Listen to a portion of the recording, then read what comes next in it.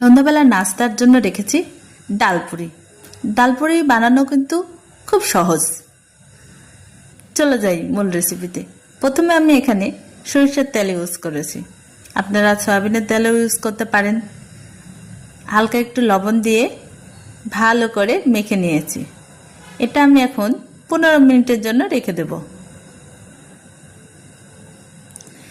ওইদিকে আমি ডালগুলো সিদ্ধ করে ওর মধ্যে মরিচ ভাজা, জিরার গুঁড়া ভাজা, ধনিয়া, একটু পেঁয়াজ ভাজা সব কিছু দিয়ে ডালটা আমি দারুণ করে পেস্ট করে রেখে দিয়েছি। এই দেখুন পুরিগুলো বানানো হয়ে গেছে।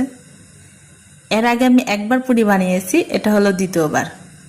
এর আগে আমি আলু পুরি বানিয়েছিলাম, তবে পুরিগুলোতে আমি তেল বেশি দিলে হয়তো বা খুব ভালো করে ফুলতো, ফুলকো ফুলকো হতো, কিন্তু আমি তেলের পরিমাণটা কম রেখেছি।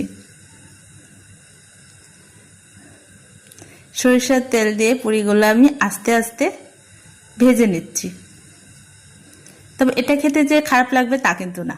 আপনি যখন অল্প তেলেও আস্তে আস্তে ভেজে নেবেন, পুরিগুলো কিন্তু হালকা ফুলে উঠবে এবং মচমচে হবে। দেখুন আমার পুরিগুলো কিন্তু ফুলছে। ওকে, ভালো থাকবেন।